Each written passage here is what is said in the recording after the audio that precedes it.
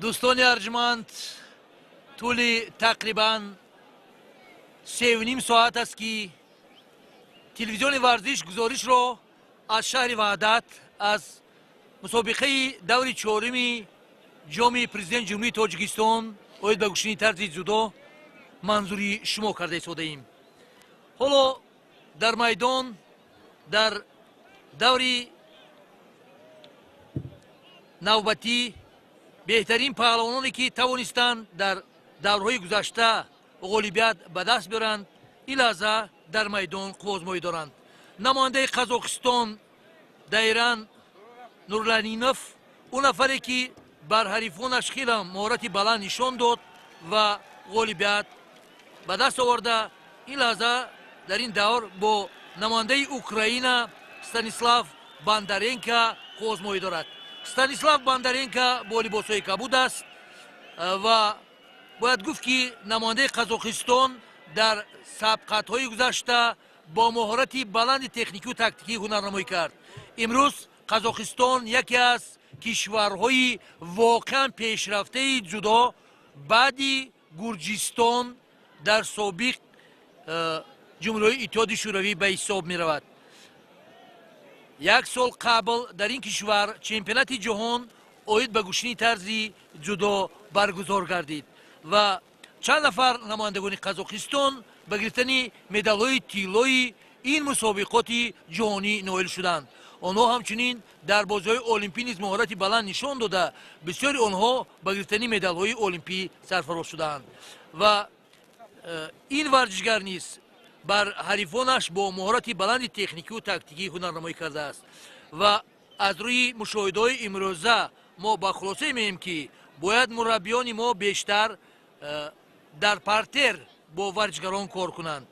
باختی کامرانشاه اوستاپیریان در بازی‌های المپیکی او توانست تا آخری قوازمایی با چنین حریف پرتجربه چمپیون هفت کاراته اروپا جایزه‌دار جهان خیلی هم مهارت بلند نشان داد ولی یک کمی تکنیک و تاکتیک او در خود پارتر نرسید و امروز باید بیشتر مربیان ما در این سیکل 4 ساله یا این دور 4 ساله المپی به این طرفی مثلا دقت دهند و امید داریم که در چمپیونات آسیا که بعد 2 ماه برگزار می‌گردد و مسابقه‌های دیگر جهانی نتیجه ورزشگران تاجیک باز هم بهتر می‌گردد. حالا هر دو ورزشگر هم تلاش دارند. ورزشگر قزاقستان الکی 2 شیدا گرفته است و ورزشگر اوکراین خیلی هم خوب ایستادگی می‌کند ولی یگون ورزشگر تا این لحظه موفق نشده است چون که این ورزشگران یکدیگر را خیلی هم خوب می‌دارند و برای همین هم نمی‌توانند اصولهای خود را استفاده کنند. برای همین هم اون پهلوانانی که در یک تالار مشق میکنند در مسابقه ها نسبت یکدیگر اصولهای خود را استفاده کردن نمیتوانند چون که همون طرف را اگر پهلوان گرفته نتواند اون البته اصول خود را اجرا کردن نمیتواند. برای همین هم امروز بسیاری ورزشگران کوشش میکنند که اصول ها را دو طرفه مشق کنند چون که در چنین در وقتی قوازمایی بسیار مشکل است دو طرفه اجرا کردن ولی اگر در مشق‌های همه روزه مثل که همکاری ما علی جان شریف اظهار می‌دارند اگر همه روزه ورزشگران پیوسته این اصول‌ها را اجرا کنند پس در چنین مسابقه‌ها نیز می‌توانند در وضعیت‌های مشکل اجرا کنند چون که خورشید مجیدوف امروز تمامی مخلصانی که اینجا بیش از 20,000 هستند از هنرنمای او قناعتمند بودند. همه کفگویی میکردند همه خرسندی میکردند چون که او در حقیقت به اون حریف این ورزشگر 18 ساله غلبه کرد که کسی در فکرش نبود که او میتواند امروز غلبه کند. حالا آگاهی به ورزشگر قزاقستان باز داده میشود و اینجا البته از روی نتیجه تابلو ورزشگر اوکراین فعلا پیشرفت است. تا فرجام بالا 1 دقیقه وقت مانده است ولی ورزشگر قزاقستان در این سبقت نتوانستند مقابل ورزشگر اوکراین تا این لحظه یگون اصول درست را استفاده کنند. هرچند که در سبقت‌های پیشتره که امروز هنرنمایی کردند در 2 دور پیشتره مهارتی خوب نشان داده بودند و پیش از مهلت با اصول خفه کردن حریف و усулҳои мухталифи фанҳо ғалаба ба даст овардан. ҳоло боз талошаи ҳарду варзишгар барои тарафи худро пайдо кардан. ин он боз як кӯшиши дигар аз тарафи варзишгари Украин. ин варзишгар низ ҳарчанд ки қувваи ҷисмонии хуб дорад варзишгари Украин, вале ягон усуле надорад ки ӯ яъне зебо иҷро кунад ва бештар варзишгарони рус ва доштани ҳариф ва бештар қувваи ҷисмонии худро тақвият медиҳанд ки муқобили ҳариф истодагарӣ карда тавонанд ва аз вазъиятҳои мушкил бароянд. ва барои ҳамин ҳам муқобили чунин варзишгарон қуввозмоӣ кардан хело ҳам мушкил аст. ҳоло дар ин сабқат намояндаи Украина Стратислав Бандаренко нисбатан бартарӣ дорад. То фарҷом сониҳои ба шумор боқӣ мондааст ва варзишгари қазоқ албатта агар дар ин чанд сония ягон ҳаракати дуруст анҷом надиҳад, варзишгари Украина метавонад ғолибият ба даст бирад. Вале боз 31 сонияи дигар вақт аст. 31 сонияи тиллоҳӣ барои ин ду варзишгар. шумо дӯстони арҷманд, мухлисони сершумори варзиш, дар шабакаи варзиш бимонед. имрӯз беҳтарин ситораҳои гӯштини ҷаҳон қуввозмоӣ мекунанд. барои ҳамин ҳам мо Бандаренкоро табрик мекунем ба ин ғалаба. даъват карда мешавад. Мендоза Гарсия, Куба, Александр Гордиенко, Украина. акнун дӯстони азиз, ин ҷуфте ки болои гилем баромаду ба рақобат пардохтанд, намояндаи Куба Гарсия Мендоза Алекс Максел ва намояндаи Украина Гордиенко Александр. ва мебинем дӯстони азиз, варзишгароне ки имрӯз дар се даври рақобат варзишгари Куба тавониста ки бар муқобили ҳарифони пурқуввати худ тавассути фақат ҳамон шидо ғолибият ба даст биёрад. ҳамон тавр ки қаблан низ ишора кардан ҳамсӯҳбати ман, мо усулҳо ягон партоб, ягон иҷрои усули хубро аз ҷониби варзишгари Куба тамошо накардем, вале бо вуҷуди ин ӯ тавониста ки дар се қувваозмоӣ ғолибият ба даст биёрад. ва як чизи дигарро хотиррасон мекунем, ин варзишгари кубӣ ки ҳамакнун дар марҳилаи панҷуми рақобатҳои ҷоми президенти Тоҷикистон ба ҳунарнамоӣ пардохтааст бар муқобили ҳарифи украинияш. ӯ дар даври якуми вохӯриҳо ё марҳилаи муқаддамотии вохӯриҳо дар бозиҳои олимпии Рио бар муқобили Муҳаммадмурод Абдурахмонов ғолибият ба даст оварда буд ва бо ҳамон усули асеякоми Муҳаммадмуродро мағлуб намуда буд. акнун дар ин ҷо Муҳаммадмурод дар уман рӯйхати иштирокчиёни мусобиқаи марҳилаи чоруми ҷоми президенти ҷумҳурии Тоҷикистон оид ба ҷудо нест. ба ҷуз аз Муҳаммад Раҳмон имрӯз мо варзишгарони бисёр уман қави ирода, варзишгарони пурқувватро дидем аз ҷумҳурии Тоҷикистон ки бар муқобили ин варзишгарони беларусу кубӣ қуввозмоӣ мекарданд. ва дар ин ҷо ин усул чӣ бошад? партоб буд, аммо чаро ягон баҳо гузошта нашуд?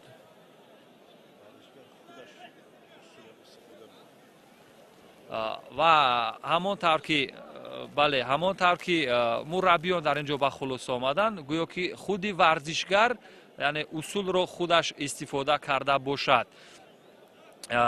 аз ин хотир яъне ба ман варзишгар хол баҳогузорӣ нагардид. акнун дақиқаи ман сеюми қуввозмоӣ аст ки пушти сар мегардад ва ҳамоно бидуни натиҷа ин қуввозмоӣ пушти сар мешавад. бале каримхон, бибинед инҷо он ки худашам агар истифода кунад аксуламалро, агар ҳариф онро дар вақти афтодан дошта тавонад, ин ҳисоб мешавад. он нест ки агар шумо масалан худатон усулро شروع کردید خودتون با دو تخته پوش افتیدید این پس باید شما بهاگذاری نگردد. نه باید بهاگذاری چرا باید مربی بهاگذاری. با این خلاصه آمده اون باشد؟ حالا مربیان ما با بعضی مربیان راضی نیستیم اونطور نیست، یعنی اون باید در حالتی که این پهلوان او را داشته توانیست در حالت یعنی افتیدنش پس اون موفق است، یعنی اون حریف موفق است. یعنی در گوشتین اصل این چی حریف رو به دو شانه افتاندن است، مخصوص در تقریبا همه گوشتینا همین مقصد را دارن، یعنی حریف را مغلوب کردن، تسلیم کردن به چند اصول میشد و یکی از اونها این حریف را به دو شانه خواباندن است. یعنی در این حالتی که افتید و به دو شانه شما داشتید الان موفق هستید. شاید نظری داوران به اون باشد که همون اصولی که اگر یاد داشته باشه در بازی‌های پکین رسول باقیوف بر مقابل ورزشگر اوکراینی اجرا کرد، یعنی اول خود رو به تخت پوشت میپرتاید و بعدا حریف رو از بالای خود به دیگر گوشه گلیم یا تتمی هوا میدهد که یک نوع اصول جذاب و دیدنی هم هست. شاید همین اصول در اینجا مورد اجرا قرار نگرفته باشد، اما اکنون این اصول چی بهاگذاری یک یوکو بهاگذاری شد در اینجا. بله برای آن که اینجا با همون بود، یعنی همون عکس العملی که نماینده کوبا اجرا کرد. اینجا ورزشگر اوکراین همین اصول رو شروع کرد، ولی این ورزشگر که وزنش وزنین‌تر است ورزشگری اوکراین برداشتن نتوانست، عکس العمل یعنی صاحب امتیاز شد. من برای همین هم حالا ببینید شما گویا که هم فکری من شدید در این مسئله که من پیشتر گفتم که اگر ورزشگر مقابل حریفش عکس العمل رو استفاده کرده تواند حتمی نتیجه به دست میارد و امروز این یعنی اثبات اون گفته های ما است. حالا ورزشگری ببینید از لحاظ جسمانی و بعدا اویدی هنرنمایی محمد مراد با این حریف، محمد مراد 18 ثانیه تا فرجام خوازمایی خیلی هم خوب ایستادگی کرد مقابل این ورزشگر، ولی همین ورزشگر با اصول پیشی پای در همون مسابقه محمد مراد را هوا داد و در همون در چند ثانیه اخیر غلبه به دست آورد که در گوشتین چنین حالت‌ها خیلی هم کم به وقوع می‌پیوندند. این از اون شهادت میدهد که ورزشگری ببینید ورزشگری کوبا خیلی هم از لحاظ جسمانی و تاکتیکی پخته است، خیلی آرام است، هرچند شاید او پیش گوشتین یگون نمود دیگر شغلش بوده، شاید او قیقران بوده، شاید نمیدونم وزن بردار بوده، به هر صورت از لحاظ جسمانی خیلی هم او قوی است، ولی یگون اصول کنکریتی ندارد که امروز یعنی ما در این هنرنمایی میدیدیم. او بیشتر عکس العمل را مقابل حریفان استفاده میکند و در بسیار حالت او موفق میگردد. اما ببینید علاقه شاید یک یوکو دیگر به او بدهند. بله و همون طور که اشاره کرده در بازی‌های المپی همون با یک یوکو محمد مراد عبدالرحمن رو یعنی از ادامه رقابت‌ها محروم نمود و در اینجا هم علاقه با همون شیدو و فقط یک یوکو یگان اصول معمولی حلوکی بین پای پشتی پای یا سر کتف رو ما از جانب این ورزشگر کوبی تماشا نکردیم، ولی به هر حال در بازی‌های المپی او تا مرحله اخیر راه خط گرفته بود و در همون مرحله که برای به دست آوردن مدال برنجی تلاش میکرد بر مقابل ورزشگر اسرائیلی اور ساسون مغلوب گردید و نماینده اسرائیل مقام سوم رو اشغال کرد.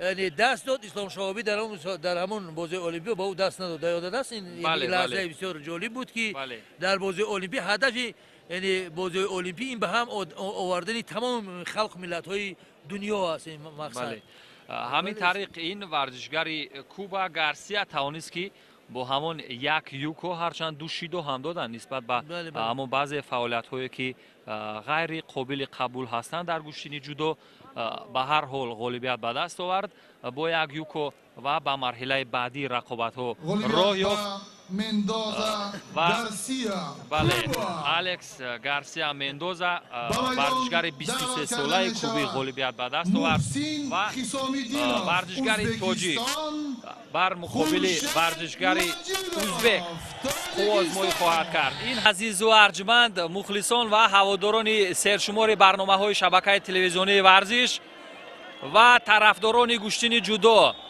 گزارش ما ادامه دارد از جریان مسابقه بین المللی جام پرزیدنت جمهوری تاجیکستان اوید با جودو و همکنون این رقابتی که نوکک آغاز گردید میان نماینده ازبکستان با کی با لباس‌های سفید است خیسو میدینوف محسن و حریفی و خورشید مجیدوف که قبلا نیز تماشا کردیم در سه رقابت بسیار خوب هنرنمایی کرده بود سه حریف خود را بسیار ماهرانه و با یک تاکتیکا و یک تکنیکای زیبا محروم کرده بود و به این مرحله حساس راه یافت و اکنون این حریفش محسن یکی از ورزشگران پرقوت از کشور همسایه می باشد محسن که نسبت به سن و سال خورشید خیلی بزرگ می باشد و با شبکه ورزش بماند دوستان عزیز شاهد بهترین رقابت ها از بهترین پهلوان های گوشه و کنار دنیا بگردد و این دوستان عزیز پرتافته که از جانب خورشید مجیدوف بود و ضرب بهاگذاری گردید از جانب داوری مرکز اما ایپان بوده است دوستان عزیز این ایپان بود رفری مرکز قبلا اشاره کرد که وزری زکریا اسدی اما وزری گرفته شد باز پس و ایپان داده شد پیروزی چهارم مبارک باشد خورشید مجیدوف ما همون رو تبریک میکنه و ببینید شور و شوقی هزاران مخلصی گوشتین طرز جدا را که از خورشید مجیدوف دستگیری میکنند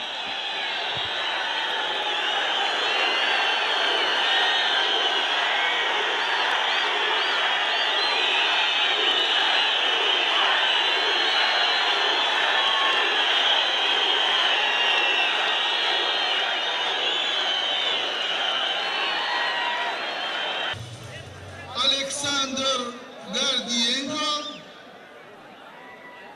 محسن خیسامیدینوف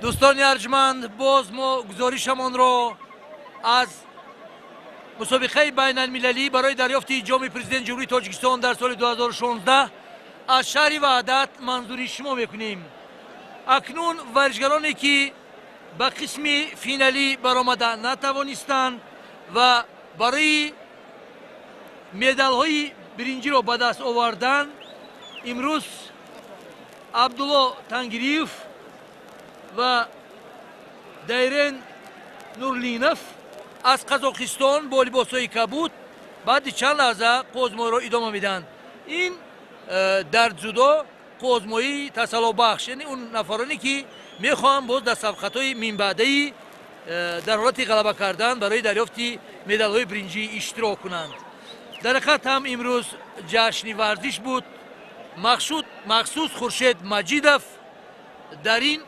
مسابقه مهارتی بلند نشان داد او بر همه حریفانش از کشورهای مختلف جهان غلبه به دست آورد و نوکک بر ورزشگری ازبکستان حسامالدینوف با اصول سر کتف پیش از مهلت پیروز شده به دور نوبتی راه خط گرفت اکنون سبقت میان این دو ورزشگر نامی آغاز گردید عبدالله تنگریف 35 سال دارد سال 1980 در ولایت سرخندری جمهوری ازبکستان تولد شده است چمپیون مطلق جهان برنده مدال نقره بازی‌های المپی در سال 2008 در شهر پکین می باشد محسن خیسامیدینوف ازبکستان همچنین او در بازی‌های ریو د ژانیرو برزیل به خاطر 5 نفر بهترین ورزشگران در وزن وزنین کامیاب شده است حالا آگاهی شیدا به ورزشگری قزاقستان داده می شود اکنون نتیجه ها در تابلو برابر است هر دو ورزشگر هم یکتگی شیدا دارند و در حالت با چنین نتیجه ادامه مسابقه اگر چنین نتیجه قوازمایی انجام یابد پس این باز قوازمایی دوام میکند حالا باز بعد این قوازمایی اونایی که به سبقت فینالی راه نیافتند و برای قوازمایی های مدال برنجی اشتراک کردن حالا تلاش می‌ورزند این البته برای مدال نیست، ولی اگر در صورت غلبه کردن در این قوزمایی و در گروه دیگر اونایی که غلبه میکنن در قوزمایی نوبتی برای مدال‌های برنجی مسابقه امروزه با هم وا میخورند. سال 2016 در ختم در کشور ما که جشن 25مین سالگرد اصلاح دولتی در تمام شهر نویای مملکت با اشتراک بی‌واسطه سرور دولت برگزار گردید. همچنین طول این چند ماه از طرف تشکیلات‌های مختلف ورزشی، سرپرستان، چاره‌بینی‌های ورزشی و فرهنگی دایر گردیدند. حالا تلاش ورزشگری ازبکستان ولی خستگی و احساس می‌گردد و اینجا حالا ورزشگری قزاق کوشش دارد که اصول خفه کردن را استفاده کند و البته چاره‌بینی‌های مهم ورزشی که در مملکت ما برگزار می‌گردند این برگزاری چمپیونات آسیا بین دانشجویان بود که بهترین مشت‌زن‌های 47 کشوری آسیا را جمع کرده بود. همچنین مسابقه دوی ملی است که در هفته سوم ماه می همه ساله برگزار می‌گردد و بیش از 200,000 ساکنان مملکت اشتراک می‌کنند و مسابقه سومی که اصلا تعداد زیادی مخلصان تشریف میارند این جام پرزیدنت جمهوری. اینجا حالا اصول غیر مقرر سری کتف را نماینده ازبکستان استفاده کردند که تا آخر رسانده نتوانست. خیلی هم او تلاش دارد ولی فعلا موفق نشده است و چون که پیشتر عرض کردیم یکی از چاره‌بینی‌های بزرگ ورزشی در مملکت این جام پرزیدنت جمهوری تاجیکستان اوید بدزودا است که 3 مرتبه در پایتخت وطنمان شهر دوشنبه دایر گردید و در این مسابقه همه ساله نزدیک نمایندگان 30 مملکت اشتراک میکنند و سال به سال عمومیت ورزش مخصوص گوشنی طرز جدا از حسابی من چنین مسابقه ها دوستداران ورزش باز هم بیشتر میگردند. حالا لحظه توقف بود برای معین کردن حرکت ورزشگران، اکنون باز سبقت ادامه می‌یابد. هرچند که در سبقت‌های اول نماینده ازبکستان عبدالله تنگیریوف خیلی هم خوب آزمایی کرد ولی بعدی دور سوم او نتوانست از امکانیت‌ها به طور باید و شاید استفاده کند و حالا او تلاش دارد برای برآمدن به دور نوبتی که در مسابقه برای مدال برنجی اشتراک نماید. ولی ورزشگر قزاقستان خیلی هم خوب ایستادگری میکند و هرچند که او فعلا موفق نشده است ولی تلاش دارد. باز کوشش ورزشگر ازبکستان احسن و اینجا خیلی با قوه زیاد به فکرم ورزشگری قزاقستان دیگر ایستادگری کردن نتوانست و حالا تنگریف عبدالله از ازبکستان ماهرانه این اصول را اجرا کرد و در پارتر باز حریفش را داشت. همین طریق اکنون حالا لحظه معین کردن غالب عبدالله تنگریف ازبکستان. عبدالله تنگریف در این سبقت غالبیت به دست می‌آورد و اکنون در دور نوبتی برای مدال های برنجی این مسابقه اشتراک میکند. یعنی در وزن مطلق باز به غالبان اونایی که در این سبقت ها این مرحله امکانیت دوم یا با عباره بین المللی ریپچیج نام دارد که ورزشگران امکان دوباره دارند تا بهر به دست آوردن موقع سوم تلاش کنند و هر دو ورزشگر که به میدان برآمدند قبلا پای هم دو پیروزی داشتند اما در قوزمایی‌های سوم بنابر سبب شکست خوردن امکانیت دوباره پیدا کردند تا بهر راحت گرفتن بهر به دست آوردن مدال برنجی تلاش کنند. رفری در مرکز نظریف ظریف جان میباشد، داور درجه بین المللی و نماینده اوکراین با لباس‌های سفید است گاردینک الکساندر و حریف او نماینده ازبکستان محسن خیسامی دینوف. ҳамон варзишгаре ки чанд лаҳза пеш аз варзишгари ҷавону умедбахши тоҷик хуршед маҷидов шикаст хӯрд. ҳарчанд як юко дар лаҳзаҳои аввал дошт дар қувозмои баъдӣ, баъдан бинобар сабаби он ки ҳамон дови хуршед маҷидов омад кард ва ӯ тавонист ки бо усули маъмули ипон ин ҳарифи узбекро аз пеши рӯ бардорад ва ӯ ба марҳилаи уман нисбатан имконияти пурраи ба даст овардани ҷоми президенти ҷумҳурии тоҷикистонро пайдо кард. акнун тамошо мекунем ки 1 дақиқаи қувозмои пушти сар гардид дар ин рақобат, аммо натиҷаи чашмрас ё уман диданӣ дар ин қувозмоӣ ба назар намерасад, чунки аллакай 1.5 дақиқа ҳам пушти сар гардид ва Назриев акнун бубинем ба чӣ хулоса меояд довари марказ. шояд бубинед шидоҳо низ дар ҳудуди 1.5 дақиқа ба чашм намерасанд.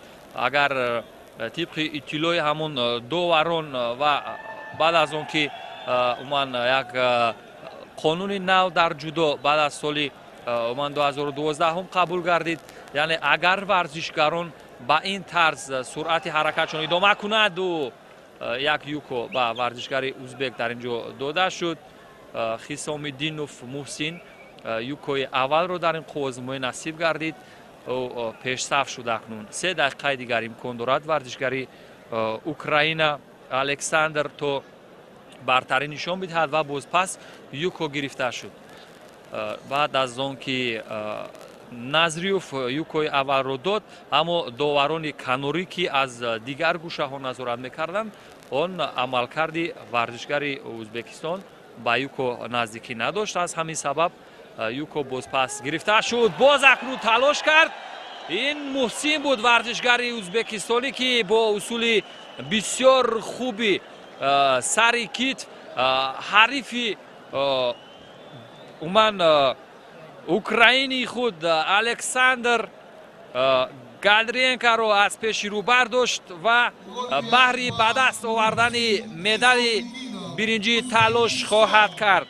ин ёдовар мешавем ки марҳилаи имконияти дуюм ё қувозмоиҳои тасаллубахш ном дорад ва акнун дӯстони азиз марҳилаи нимниҳоӣ шурӯъ хоҳад шуд ки намояндаи ҷопон бар муқобили ҳарифаш аз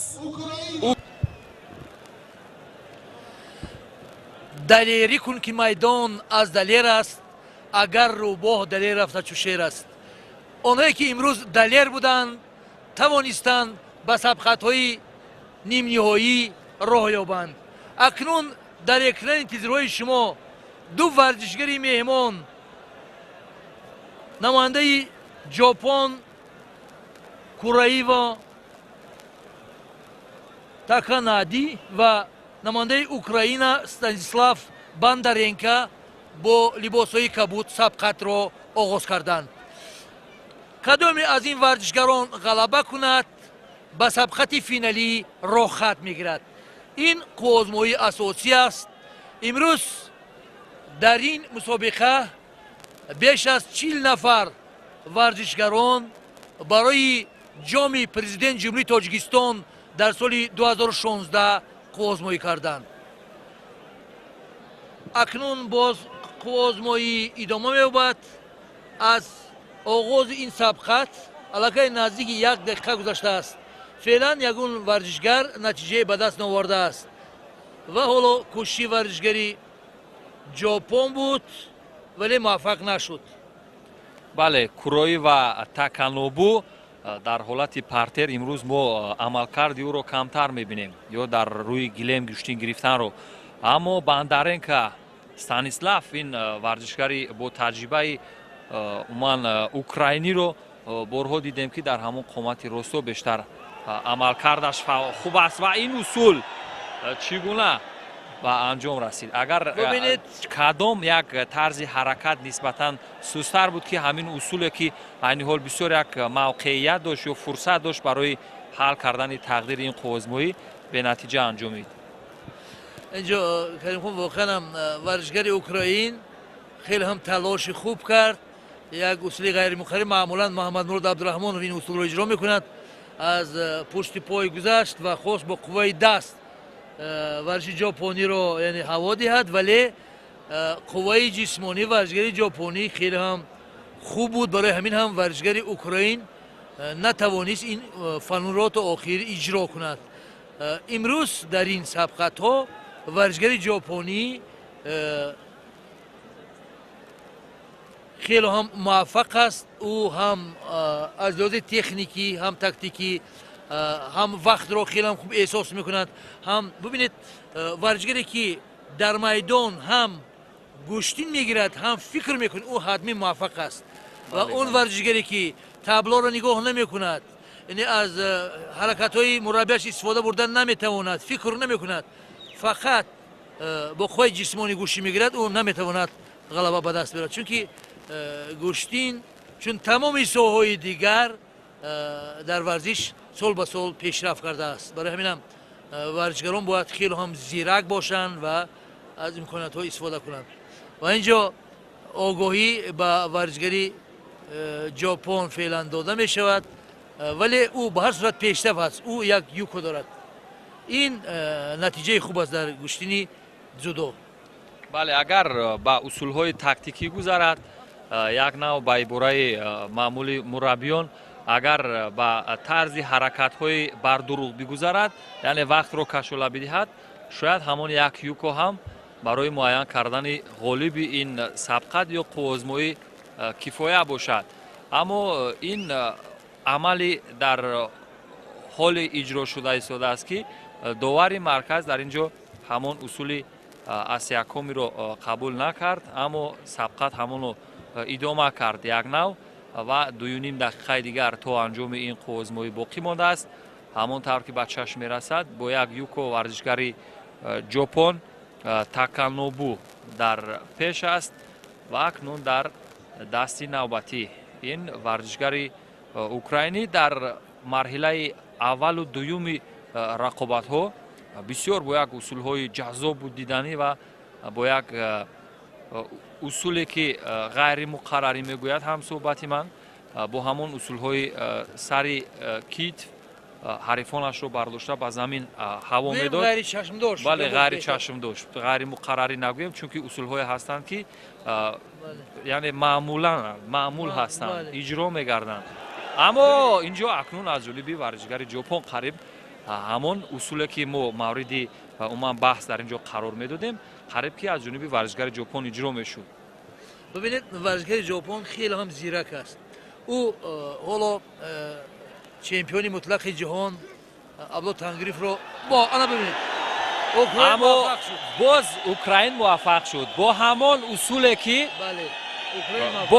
اصولی که در دیگر رقابت ها حریفانش را از پیش رو برداشته بود، با همون طریق این بار نیز موفق شد و توانست که اکنون حریفی باندارنکا غالبیت به دست آورد و او به مرحله نهایی را خط گرفت.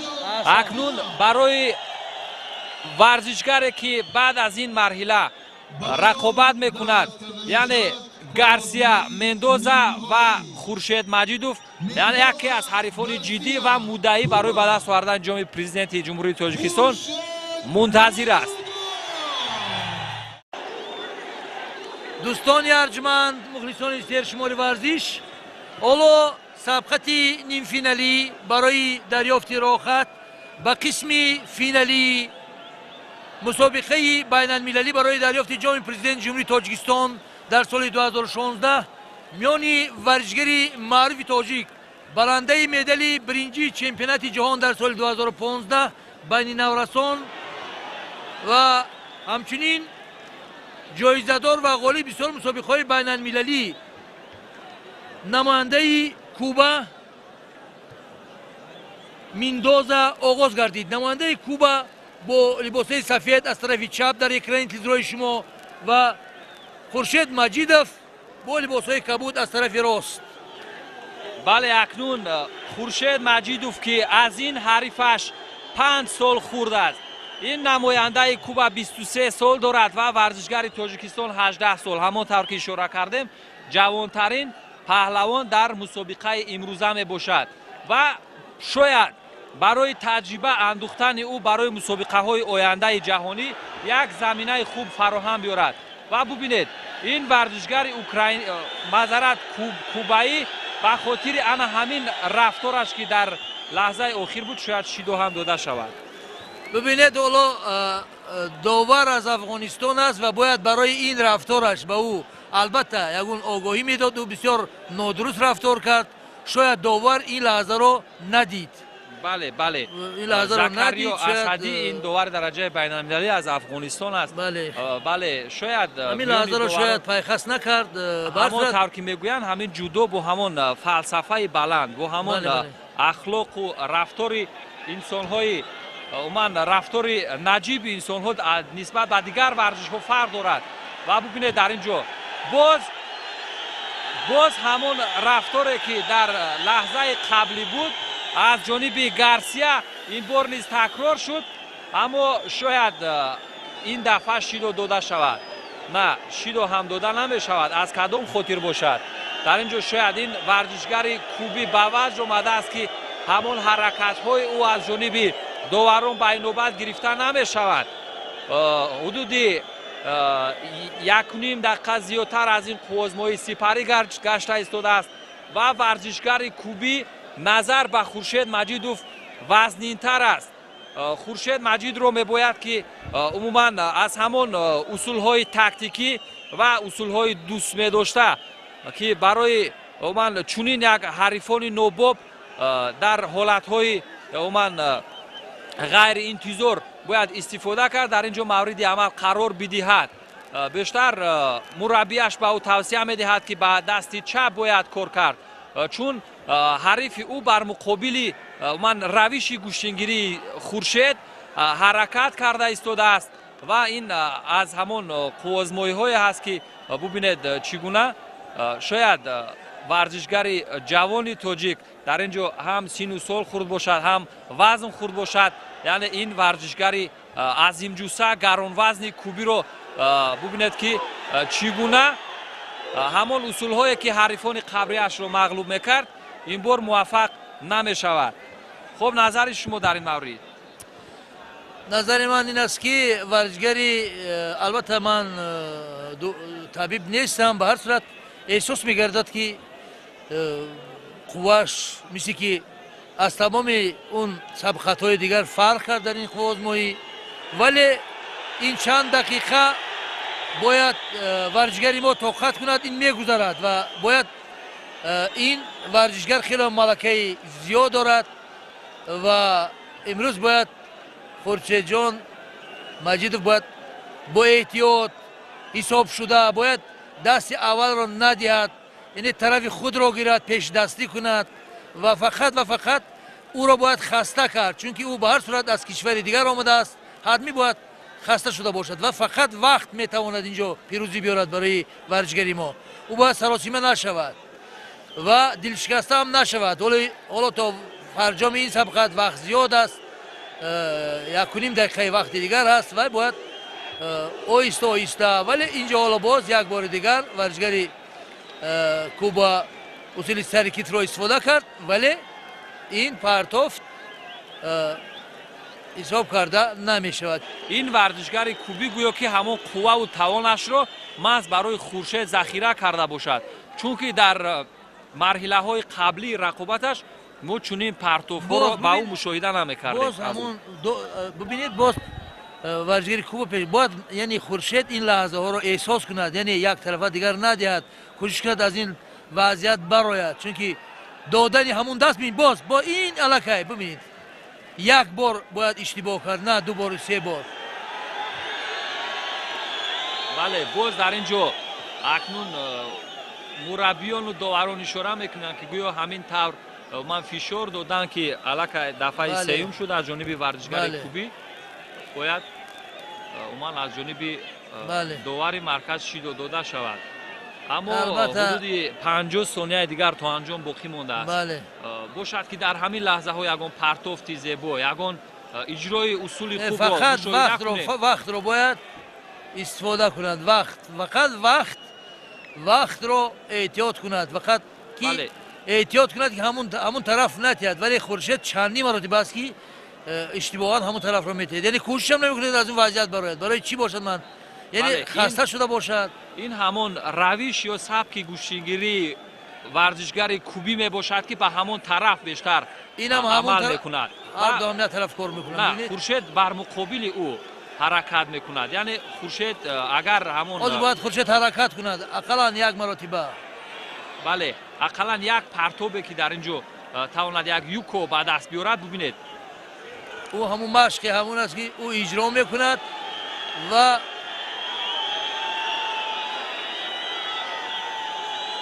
ببینید اکنون با اصول های پرتری خورشید گذشت و اگر در همون حالت یگان اصول لد دادن دست حریف رو استفاده میکرد، در همون حالتی که ورزشگر کوبی در برای گلیم خوب بود، یعنی بر محل خواهد بود و شاید این قوزمایی هم بر همون مرحله گلدن سکور کشانیده شود و دومی قوزمایی باشد. همین طریق وقتی اساسی هم به انجام رسید. باز امکانیت ندهد که حریفش باز از همون طرف گوشین، بله باز ببینید باز از همون طرف و باز خطرناک است برای گوشتنگیری ما و باید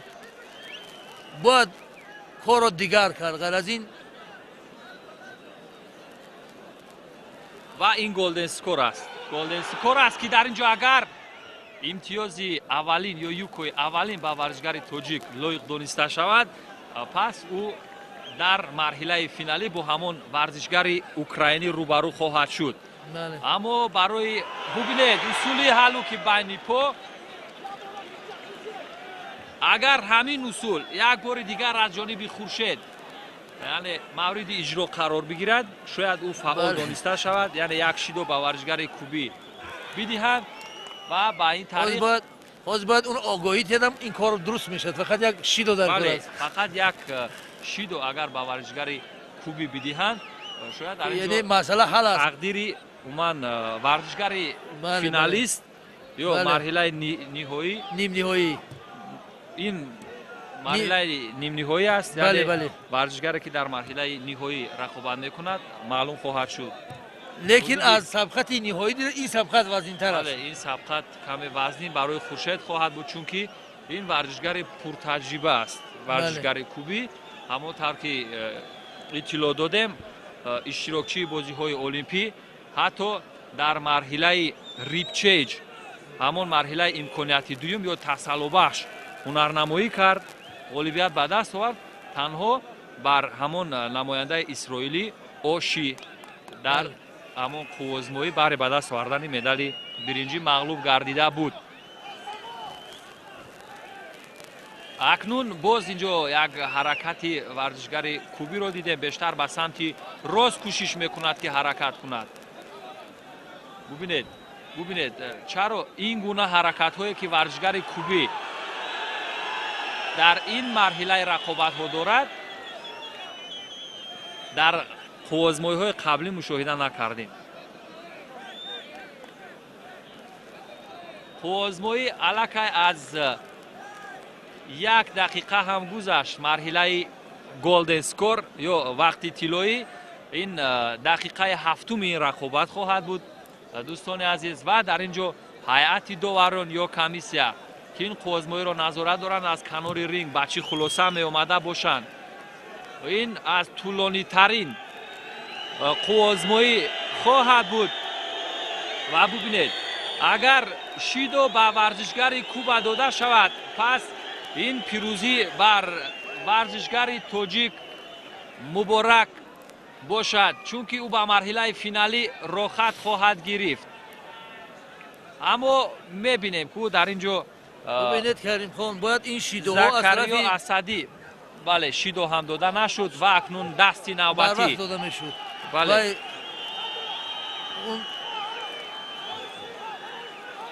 این ورزشگر کوبا حدودی 25 کیلو وزن تر است از خورشید مجیدوف.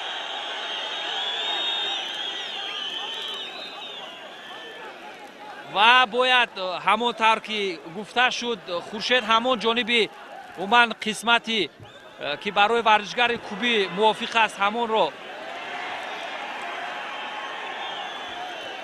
باید ندهد. همین طریق ببینید دوستان عزیز در اینجا من این رفری مرکز بار دیگر یک بار دیگر علاکه یوکو داد به ورزشگر کوبی. شاید این قوزمایی اکنون بر دیگر جانب حل شود دوستان عزیز، چون که علاکه مرحله گلدن سکور است و اگر یوکو داده شود، اما اینجا مشورت داوران است.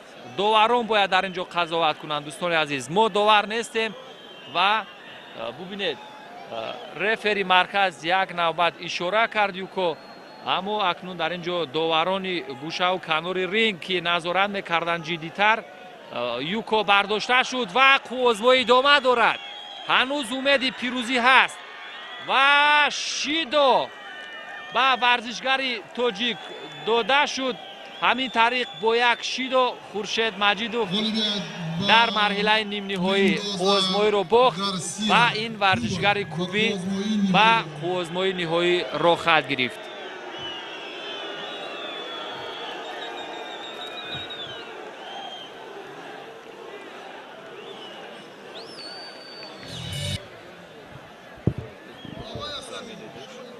دوستان عزیز، این مرحله که همکنون ورزشگران با بالای گلیم برآمدند برای به دست آوردن مدال یکمی برنجی خواهد بود. میان ورزشگر ازبکستان خیسامیدین موسین که با لباس‌های سفید است و حریف او از کشور ژاپن تاکانوبو کورویوا.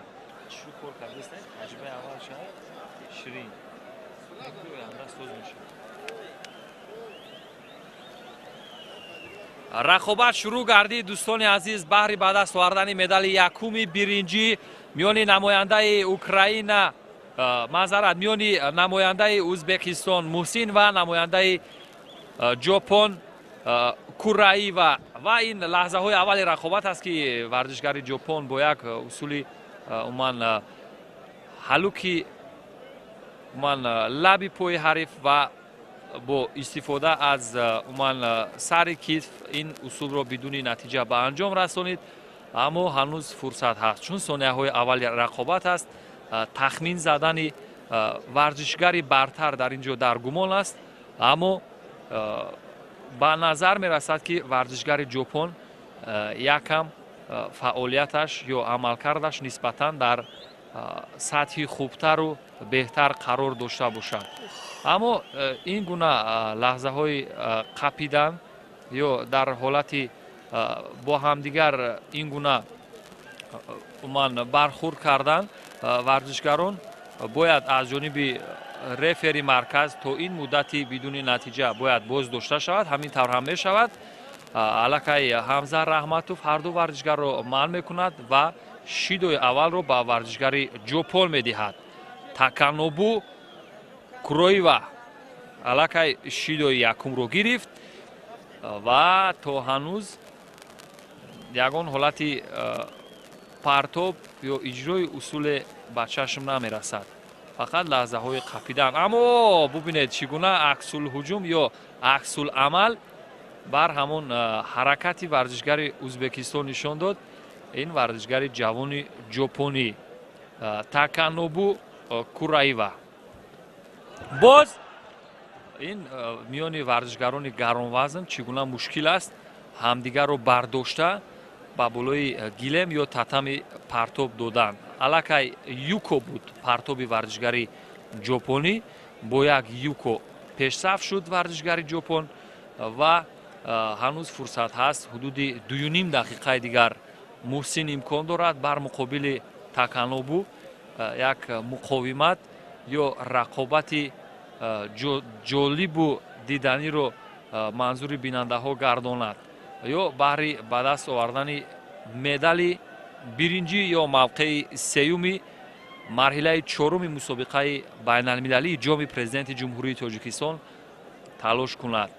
و ببینید حدود دقیقه هایی که سپری گردیدن فقط یک یوکو ورزشگر ژاپن دارد و شیدوی نوبتی به ورزشگر ژاپن داده شد. ورزشگر ازبکستان یک شیدوی دیگر گرفت. از لحاظ شیدوها 2-1 ورزشگر ژاپن دو شیدوی خود را نیز گرفت در اینجا، اما اون یک یوکی که دارد میتواند تو سه شیدو را یک طرف گذارد و برتری او را در اینجا بر اعلا نشان بدهد. باز همون حالت های یک نوع داشتن همدیگران و در اینجا ببینید اکنون اصولی پشت پای حریف را در اینجا ورزشگری ازبکستان محسن خواست مورد استفاده قرار بدهد. حتی یک صدای بلند هم شنیده میشد از جانب او و نتوانست که این ورزشگری پرتجربه و پرقوت ژاپن را با همان اصولی که میخواست مغلوب کند. باز همان گونه طرز حرکت از جانب محسن به چشم رسید و مشاهده هم شد که این بار هم بدون نتیجه موفق نشد محسن. ببینید این از آن گواهی میدهد که ورزشگران ژاپن بر هر گونه حرکت، بر هر گونه حمله های حریف جواب گفتن میتوانند در نوع ورزشی جودو. و دقیقه آخری قوازمایی است دوستان عزیز. پس از چند لحظه دیگر غالب این جفت معین خواهد شد و جایزه‌داری مدال برنجی چهارمین مسابقه بین المللی جام پرزیدنت جمهوری تاجیکستان پس از 30 ثانیه دیگر معین خواهد شد. این باز همون حالت‌های چسبیش یا حالت‌های هم باز عموما کیمانو یا یک تک همدیگر داشتن حریفان در اینجا با مشاهده میرسد، اما نتیجه همان است که عموما یک یوکو پیشرفت. اما اگر این وزری به گذاری گردد پس ورزشگری ازبکستان محسن پیشرفت خواهد شد، اما این هم یوکو به گذاری گردید. یوکو از لحاظ یوکو ها حساب برابر شد، 1-1 است و یک شیدو ورزشگری ژاپن بیشتر دارد. اگر به همین نتیجه جنبش شود همین طور دوستان عزیز، این ورزشگری ازبکستان با یک شیدویی که حریفش نسبت به او زیادتر دارد در این مرحله رقابت ها توانست که غالبیت به دست بیارد و مدال برنجی را از آن خود کند. او امروز خوب می‌درخشید در مرحله های اول و دوم و مرحله سوم دیدیم که از ورزشگر تاجیک خورشید مجیدوف شکست خورد و پس از آن در یک قوازمایی دیگر بر مقابل ورزشگر اوکراینی در همون مرحله ریپچیج بر مقابل الکساندر گاردینکا غالبیت به دست آورد و در مرحله حساس اکنون غالبیت نصیب او گردید. او جایزه‌داری جای سوم در این مسابقه و مدال برنجی را از آن خود کرد. پس از چند لحظه دیگر قوازمایی برای به دست آوردن مدال دوم برنجی شروع خواهد شد.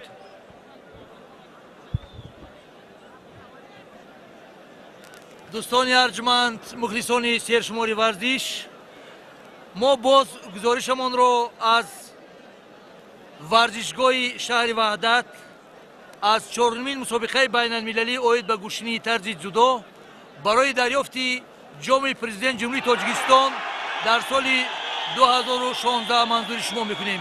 حالا این پرتاف را خورشید مجیدوف مقابل ابلا تنگریف از ازبکستان انجام داد و به نتیجه یوکو سرفراز گردید. نماینده تاجیکستان با لباس‌های کبود است. نماینده ازبکستان چمپیون مطلق جهان، برنده مدال نقره بازی‌های المپی در پکین ابلا تنگریف با لباس‌های سفید قوزمایی دارد.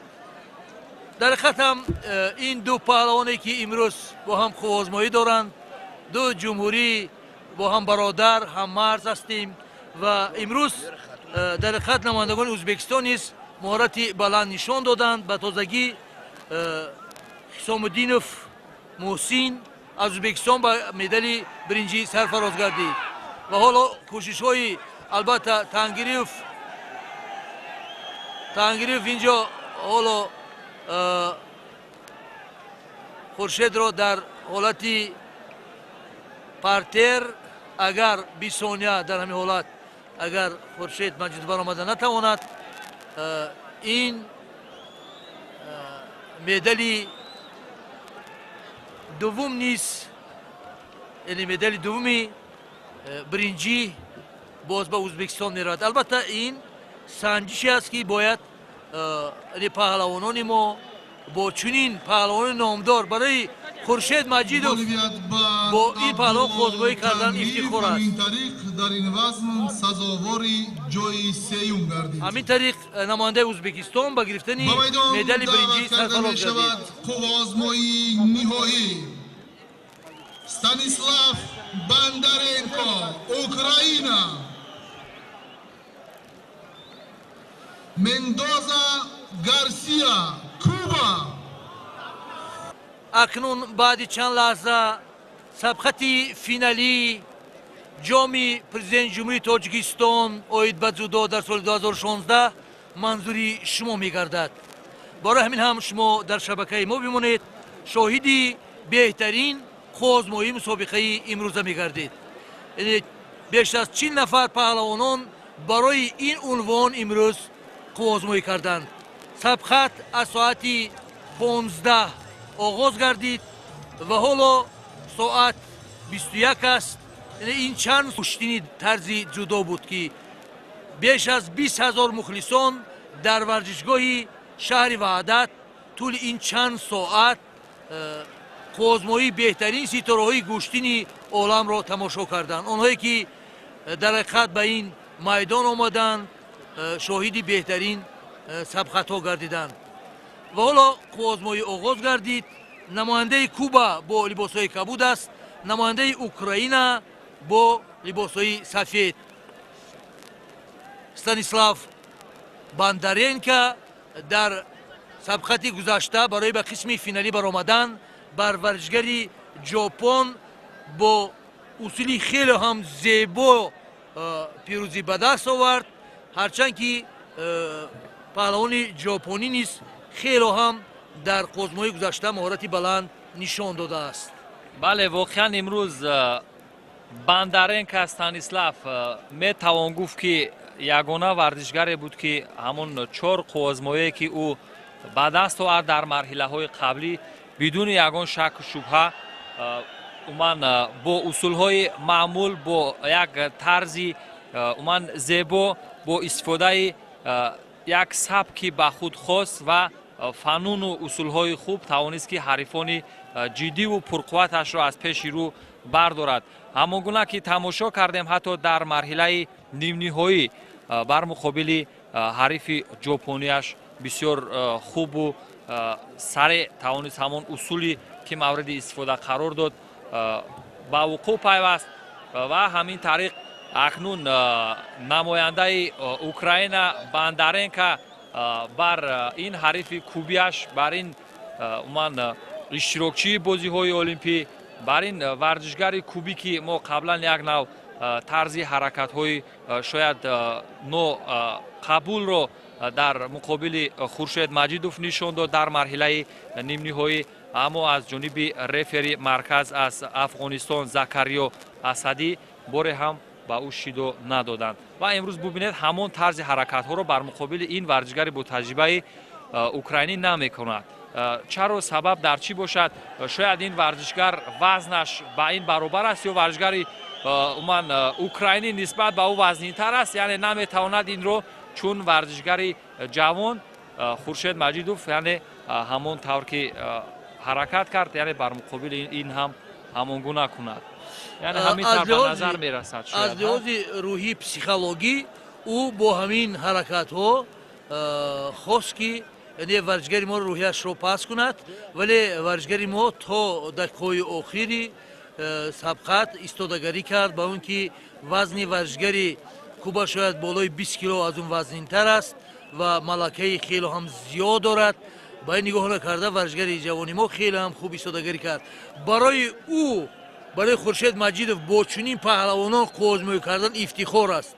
яъне ӯ имрӯз омӯхт он хатогиҳои худро, он бояд баъд аз ин мусобиқа ки ӯ имрӯзҳо барои бозиҳои олимпиадаи 2020 آمادگی رو آغاز میکند.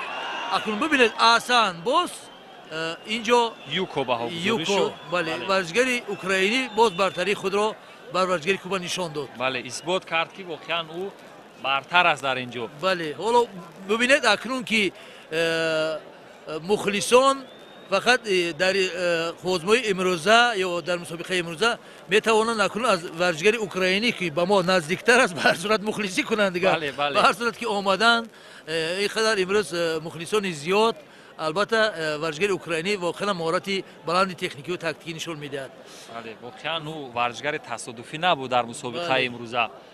ببینید که همه حریفان خود را زیبا واضح با همون اصولهای معمول و من دیدنی گوشتنی طرز جدا مغلوب میکرد و این حریف کوبیش است که اکنون پس از 2 دقیقه دیگر شاید از این ورزشگر اوکراینی مغلوب شود و غالب من ورزشگر اوکراینی باندارنکا بگردد در مرحله چهارم مسابقه بین‌المللی جام پرزیدنت جمهوری تاجیکستان. اما هنوز فرصت هست. یک یوکو رو میتوان من برتری کامل دانست در صورتی که 1.5 دقیقه دیگر تا انجام باقی مانده است. بله این وقت در گوشتنی طرز جدا خیلی هم زیاد است و در این وقت اگر پرسمر کدام ورزشگر استفاده کند میتواند باز در نتیجه بازی تغییرات جدی به عمل بیارد. برای همین هم حالا ما گفته نمیتونیم به هر صورت هرچند که ورزشگر اوکراین یوکو دارد، ورزشگر کوبا 2 شیدو دارد، ورزشگر اوکراین 1 شیدو دارد، ولی این حالا که 1 دقیقه وقت هست هر لحظه میتواند در نتیجه خوزمایی تغییرات به عمل بیاید و برای همین هم هر دو ورزشگر تلاش دارن، ولی ورزشگری کوبا گویا که در این سبقت الکی خسته شده است و او خیلی هم روحان آماده است و او میخواهد لحظه آخر یعنی ثانیه‌های آخر رو چون مقابل محمد مراد عبدالرحمانوف مقابل ورزشگری اوکراین شاید استفاده کند. بله و ببینید او از همه قوه بیشترش رو بر مقابل همون ورزشگر ما خورشید مجیدوف استفاده کرد، چون که یگانه قوزمایی بود که مرحله گلدن اسکورش به حدود 2 دقیقه کشاله یافت. یعنی اگر یک گلدن اسکوری که در یک نوبت دیگر به وقوع پیوسته بود حدود 1 دقیقه دیگر اضافه کرد و این قوزمایی دومین قوزمایی بود بر مقابل خورشید مجیدوف که یعنی در مدتی من 7 دقیقه تقدیر غالب معین شد و این ورزشگر کوبی با همون تفاوت 1 شیدو بر مقابل خورشید مجیدوف غالبیت به دست آورد. اما اینجا میبینیم که برتری کامل است بر مقابل من این ورزشگر کوبی. این باندارنکا استانیسلاف از اوکراین است که من نتیجهش چشم رس است و باز ثانیه های به شمار باقی ماندند. دوستان عزیز پس از 5 ثانیه دیگر غالب مرحله 4 جام پرزیدنت جمهوری تاجیکستان معین می شود. همین طریق ما تبریک میگوییم باندارنکا استانیسلاو رو.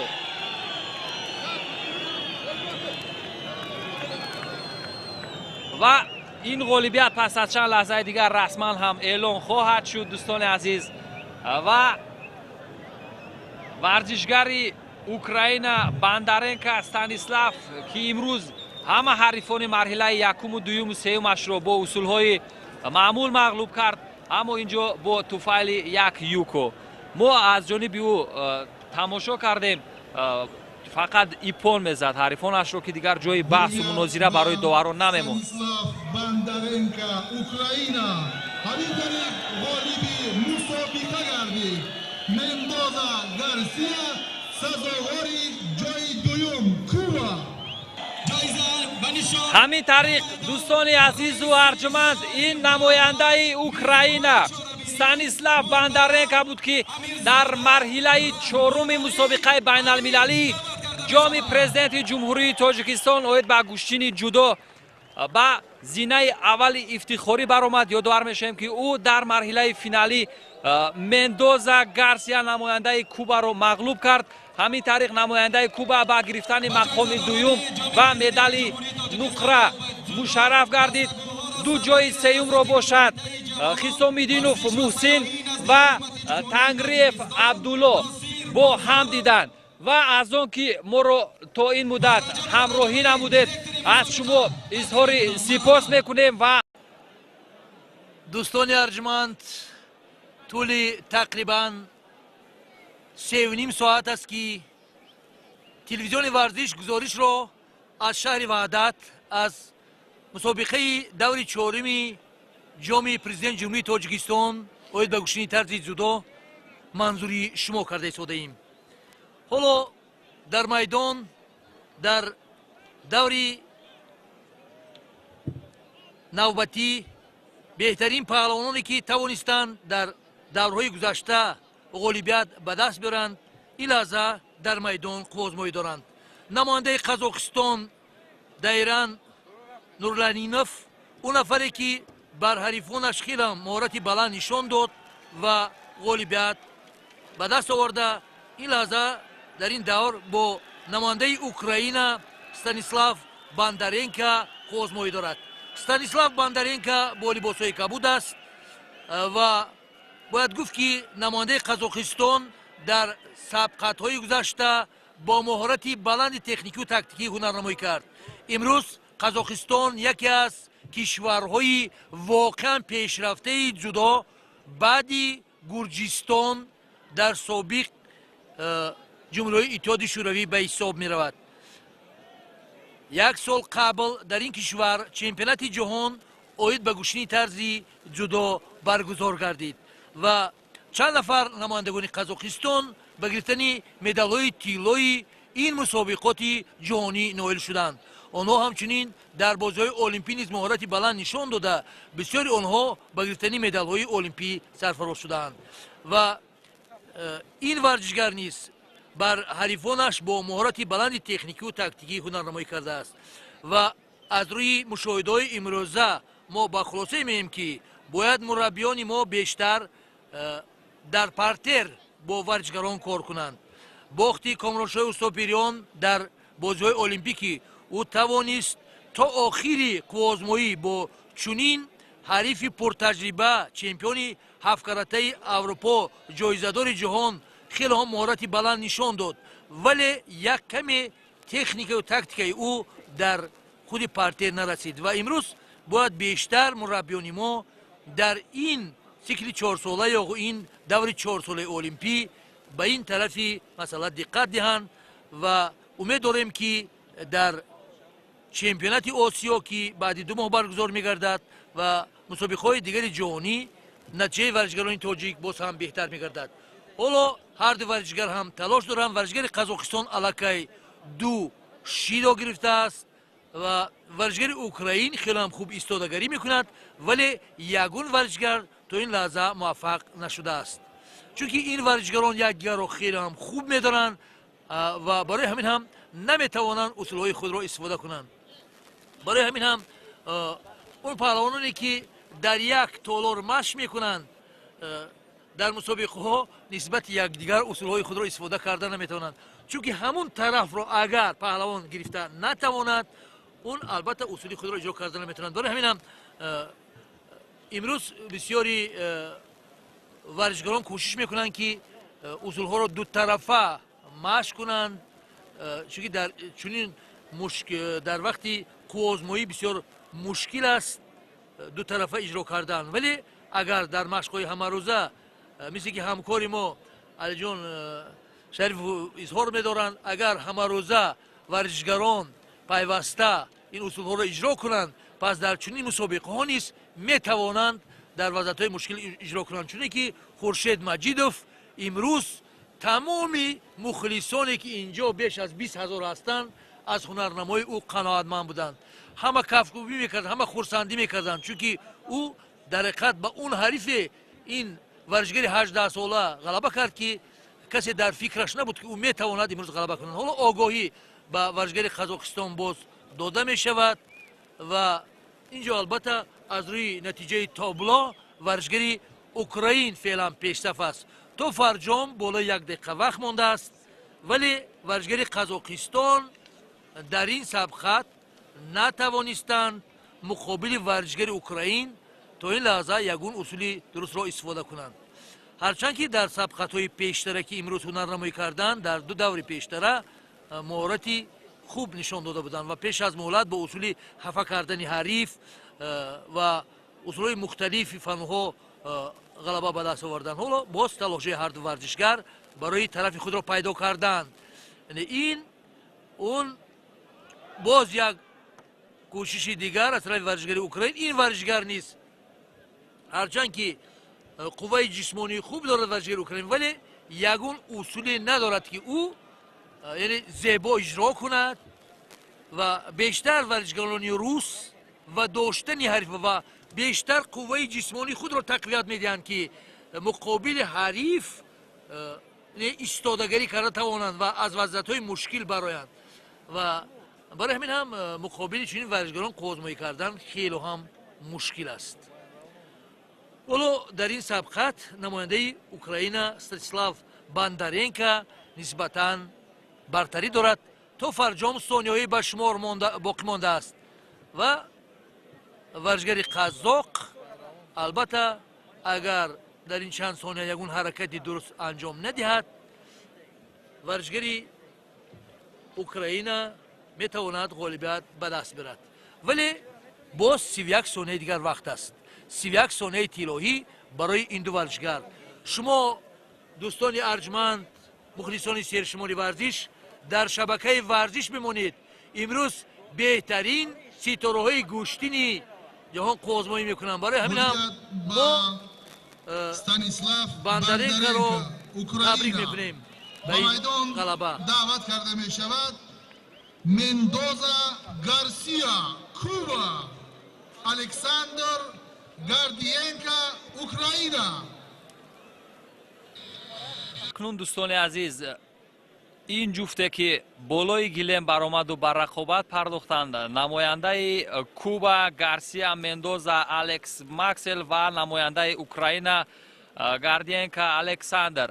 و میبینیم دوستان عزیز ورزشگرانی که امروز در سه دوری رقابت ورزشگری کوبا توانسته که بر مقابل حریفان پرقوت خود توسط فقط همون شیدو غالبیت به دست بیارد. همونطور که قبلا نیز اشاره کردن هم صحبتی من، ما اصول ها یگان پرتاب یگان اجرای اصول خوب رو از جانب ورزشگر کوبا تماشا نکردیم، ولی با وجود این او توانسته که در سه قوه آزمایی غالبیت به دست بیارد. و یک چیز دیگر رو خاطر رسان میکنیم، این ورزشگر کوبی که همکنون در مرحله پنجمی رقابت های جام پرزیدنت تاجیکستان با هنرنمایی پرداخته است بر مقابل حریف اوکراینیش. او در دور یکمی واخوری ها یا مرحله مقدماتی واخوری ها در بازی های المپیک ریو بر مقابل محمد مراد عبدالرحمنوف غالبیت به دست آورده بود و با همان اصول اسیاکومی محمد مراد رو مغلوب نموده بود. اکنون در اینجا محمد مراد در عموما رویخط اشتراکچیان مسابقه مرحله چهارم جام پرزیدنت جمهوری تاجیکستان آید به جودو نیست. بجز از محمد رحمان امروز ما ورزشگران بسیار عموما قوی اراده، ورزشگران پرقوت رو دیدیم از جمهوری تاجیکستان که بر مقابل این ورزشگران بلاروس و کوبی خوازمایی میکردن. و در اینجا این اصول چی باشد؟ پرتاب بود، اما چرا یگان بهان گذاشته نشد؟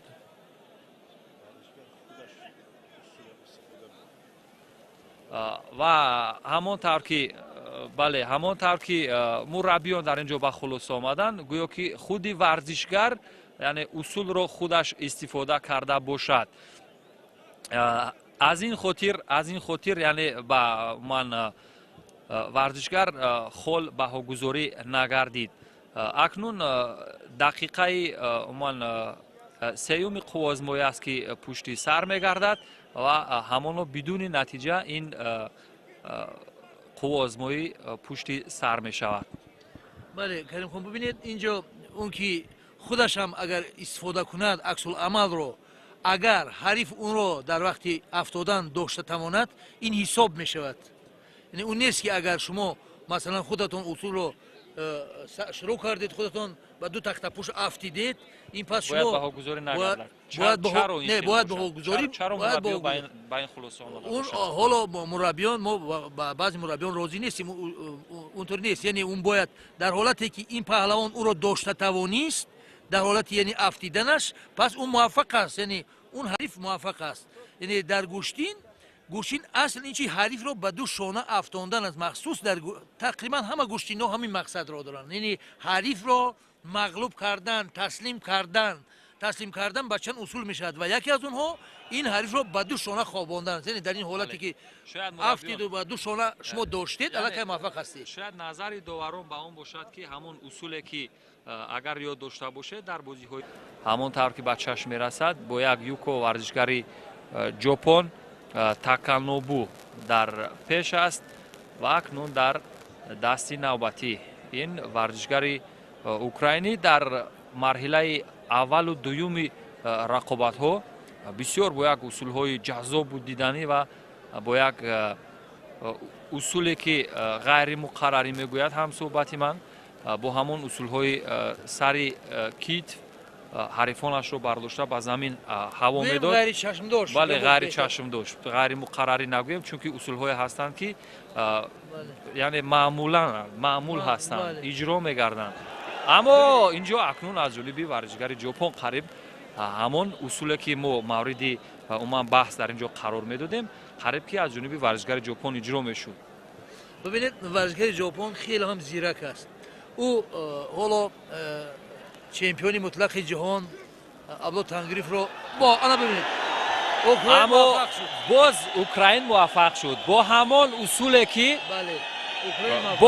اصولی که در دیگر رقابت‌ها حریفانش را از پیش رو برداشته بود، با همون طریق این بار نیز موفق شد و توانست که اکنون حریفی باندارنکا غالبیت به دست آورد و او به مرحله نهایی را خط گرفت. اکنون برای ورزشکاری که بعد از این مرحله رقابت میکند یعنی گارسیا مندوزا و خورشید مجیدوف یعنی یکی از حریفان جدی و مدعی برای به دست آوردن جام پرزیدنت جمهوری تاجیکستان منتظر است. دوستان ارجمند، مخلصان سرشماری ورزش، حالا سابقه نیم فینالی برای دریافت راحت به قسم فینالی مسابقه بین المللی برای دریافت جام پرزیدنت جمهوری تاجیکستان در سال 2016 میان ورزشگری معروف تاجیک برنده مدال برنجی چمپیونات جهان در سال 2015 بین نورسان و همچنین جایزه‌دار و غالب بسیار مسابقه‌های بین المللی نماینده کوبا مندوزا آغاز گردید. نماینده کوبا با لباس سفید از طرف چپ در اکران تلویزیون شما و خورشید مجیدوف با لباس‌های کبود از طرف راست. بله اکنون خورشید مجیدوف که از این حریفش 5 سال خورده است. این نماینده کوبا 23 سال دارد و ورزشکار تاجیکستان 18 سال. همانطور که اشاره کردیم جوانترین پهلوان در مسابقه امروزه می باشد و شاید برای تجربه اندوختن او برای مسابقه های آینده جهانی یک زمینه خوب فراهم بیارد. و ببینید این ورزشکار اوکراین کوبایی به خاطر انا همین رفتارش که در لحظه آخر بود شاید شیدو هم داده شود. ببینید حالا داور از افغانستان است و باید برای این رفتارش به او البته یگون آگاهی میداد و بسیار نادرست رفتار کرد. شاید داور این لحظه رو ندید. بله این لحظه رو ندید. اسدی این داور درجه بین المللی از افغانستان است. بله شاید همین لحظه رو شاید پیخست نکرد. همون طور که میگویند همین جودو با همون فلسفه بلند با همون اخلاق و رفتار انسان‌های رفتار نجیب انسان‌ها نسبت به دیگر ورزش‌ها فرق دارد و ببینید در اینجا باز همون رفتاری که در لحظه قبلی بود از جانب گارسیا این بار نیز تکرار شد، اما شاید این دفعه شیدو داده شود. نه شیدو هم داده نمی شود. از کدام خاطر باشد در اینجا شاید این ورزشکار کوبی به وجه آمده است که همون حرکت‌های او از جانب داوران به نوبت گرفته نمی شود.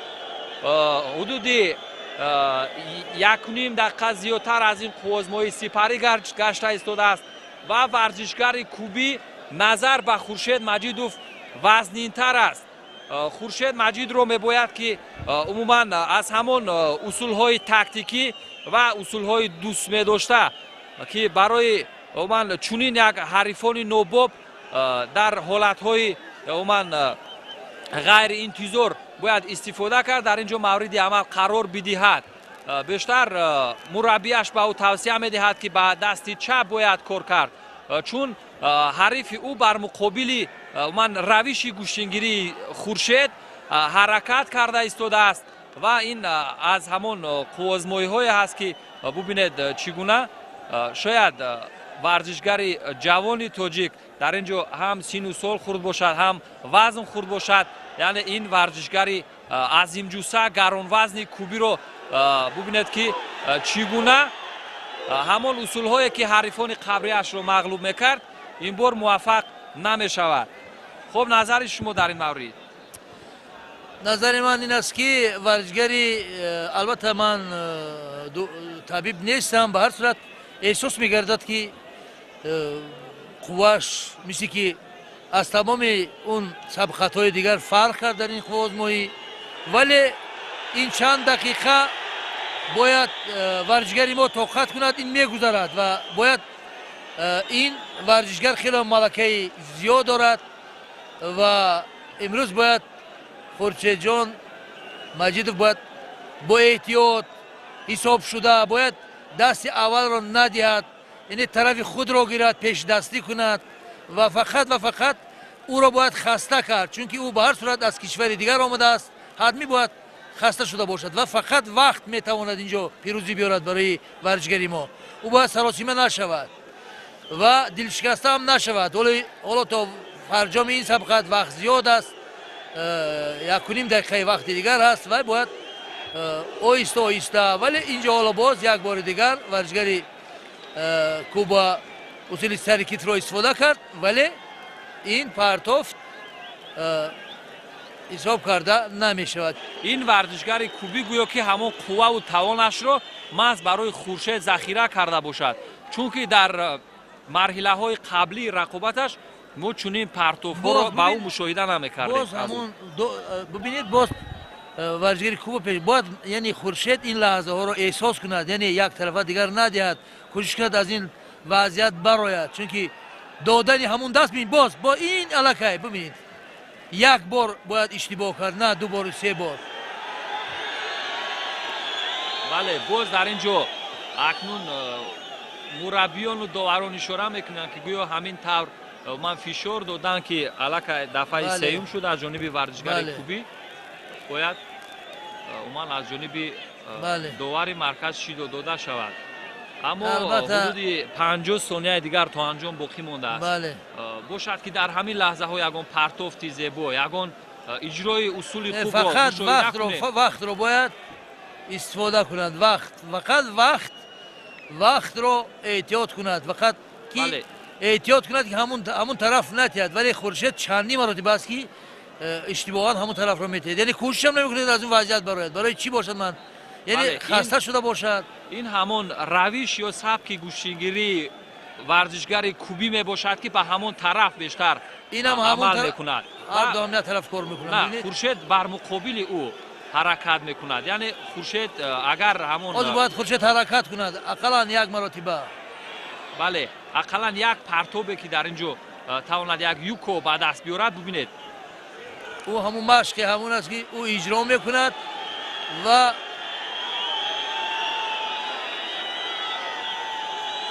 ببینید اکنون با اصول های پرتری خورشید گذشت و اگر در همون حالت یگان اصول لد دادن دست حریف رو استفاده میکرد، در همون حالتی که ورزشگر کوبی در برای گلیم خوب بود، یعنی بر محل خواهد بود و شاید این قوزمایی هم بر همون مرحله گلدن سکور کشانیده شود و دومی قوزمایی باشد. همین طریق وقتی اساسی هم به انجام رسید. باز امکانیت ندهد که حریفش باز از همون طرف بوشین، بله باز ببینید باز از همون طرف و باز خطرناک است برای گوشتگیری ما و باید کار دیگر کرد. غیر از این و این گلدن سکور است. گلدن سکور است که در اینجا اگر امتیازی اولین یا یوکوی اولین با ورزشکار تاجیک لایق دانسته شود، پس او در مرحله فینالی با همون ورزشکار اوکراینی روبرو خواهد شد. اما برای ببینید اصولی حلو که بین پا، اگر همین اصول یک بار دیگر از جانب خورشید یعنی مورد اجرا قرار بگیرد، شاید او فعال دانسته شود، یعنی یک شیدو با ورزشکار کوبی بدهند و با این طریق باید اون آگاهی تیدم این کار درست میشد. فقط یک شیدو در کار است. فقط یک شیدو اگر با ورزشکار کوبی بدهند، شاید در یعنی مسئله حل است. تقدیری اومن ورزشکار فینالیست یا مرحله نهایی نیم نهایی، این مرحله نیم نهایی است. یعنی ورزشکاری که در مرحله نهایی رقابت میکند معلوم خواهد شد. لیکن از سبقت نهایی این سبقت وزن‌تر است. این سبقت کم وزنی برای خورشید خواهد بود، چون که این ورزشکار پرتجربه است که اصلا تعداد زیادی مخلصان تشریف میارند. این جام پرزیدنت جمهوری اینجا حالا اصول غیر مقرری سری کتف را نماینده ازبکستان استفاده کردند که تا آخر رسانده نتوانست. خیلی هم او تلاش دارد ولی فعلا موفق نشده است. و چون که پیشتر عرض کردیم یکی از چهاربین‌های بزرگ ورزشی در مملکت این جام پرزیدنت جمهوری تاجیکستان اوید بدزودا است که 3 مرتبه در پایتخت وطنمان شهر دوشنبه دایر گردید و در این مسابقه همه ساله نزدیک نمایندگان 30 مملکت اشتراک میکنند و سال به سال عمومیت ورزش مخصوص گوشنی طرز جدا از حساب من چنین مسابقه ها دوستداران ورزش باز هم بیشتر میگردند. حالا لحظه توقف بود برای معین کردن حرکت ورزشگران، اکنون باز سبقت ادامه می‌یابد. هرچند که در سبقت های اول نماینده ازبکستان عبدالله تنگیریوف خیلی هم خوب آزمایی کرد، ولی بعد دور سیوم او نتوانست از امکانیت ها به طور باید و شاید استفاده کند و حالا او تلاش دارد برای برآمدن به دور نوبتی که در مسابقه برای مدال برنجی اشتراک نماید. ولی ورزشکار قزاقستان نیز خیلی هم خوب ایستادگری میکند و هرچند که او فعلا موفق نشده است ولی تلاش دارد. باز کوشش ورزشکار ازبکستان احسن و اینجا خیلی با قوه زیاد به فکرم ورزشکار قزاقستان دیگر ایستادگری کردن نتوانست و حالا تنگریف عبدالله از ازبکستان ماهرانه این اصول را اجرا کرد و در پارتر باز حریفش را داشت. همین طریق اکنون حالا لحظه معین کردنی غالب عبدالله تنگریف ازبکستان. عبدالله تنگریف در این سبقت غالبیت به دست می‌آورد و اکنون در دور نوبتی برای مدال های برنجی این مسابقه اشتراک میکند.